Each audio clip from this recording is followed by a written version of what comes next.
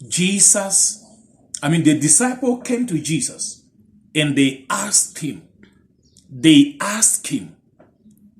say, tell us all these things you are teaching. Tell us, when will it be? And what are the signs for the end? He did not say, no, don't ask me those kind of questions. No. He said, take heed. He began to tell them, take heed that nobody will deceive you. In Jeremiah, we are being told, he said, stand in the way and see, and ask for the old paths. Jesus Christ is the same yesterday, today, and forever. There is no old Jesus. There's no new Jesus. And you hear people, the deceivers, telling you, oh, you are living in the Old Testament. You are living in an old covenant. Jesus said, I did not come to destroy the law or the prophets. I have come to fulfill it. And when Jesus was preaching, when Jesus was walking on this earth, there was no Matthew, Mark, Luke, John. There was no New Testament. He was quoting from the Old Testament. Everything was quoting. Even when he came in the synagogue, after he came back from the wilderness, he opened the book of Isaiah chapter 61 and he began to read from verse 1 that the Spirit of the Lord God is upon me because the Lord has anointed me to preach good news to the poor. So stop being deceived. This is what he said, take heed that nobody should deceive you. He said, many, not few, many will come in my name. Many will come and say, I am the Christ. They will not just say, they will not just use the name of the Lord to deceive you. They will also claim to be the Lord himself. They will claim to be the Lord himself. They will attract. This is why when your attention, your focus have been removed from Jesus Christ, and as a preacher, your focal point become me.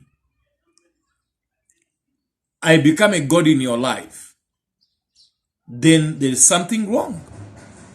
So this sort of thing we are told that take heed, be careful that nobody deceive you. How can you take heed? You have to stand in their way. Ask for the old paths. Ask for the old paths. Hey, one preacher from America say, there's nothing wrong the way how I look. I need to look beautiful. Your beauty is inside. It's not where you dress like a demon. Say you are beautiful. It's not where you commit all kind of abomination. He say God doesn't look at the heart, at the body. He look in the heart. But out of the abundance of the heart, the mouth speaketh. I remember there was a time, there was a wave, one pandemic of demonic wave of the message of grace. Hey, we are living by the grace of God. Who told we are not living by the grace of God? We have been living by the grace of God while you were yet sinners. While you were yet sinners, we have been living by the grace of God. It's by the grace of God that we are not consumed.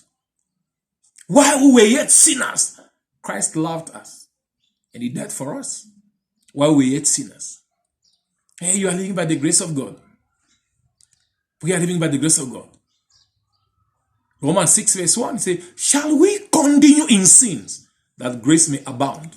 Shall we continue in sin? Is grace of the grace of God, is it a license for you to sin?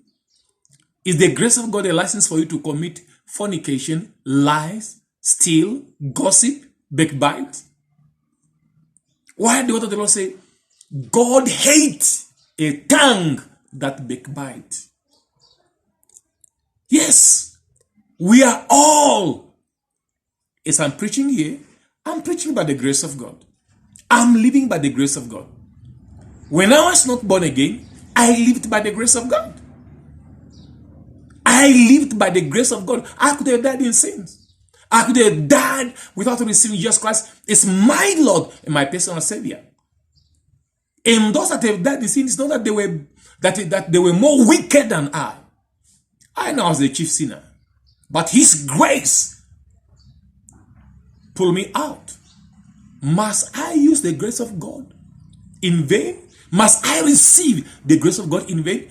Should you receive the grace of God in vain? No. You can't receive the grace of God in vain. You have to appreciate the grace of God you have received. So stand and ask for the old paths.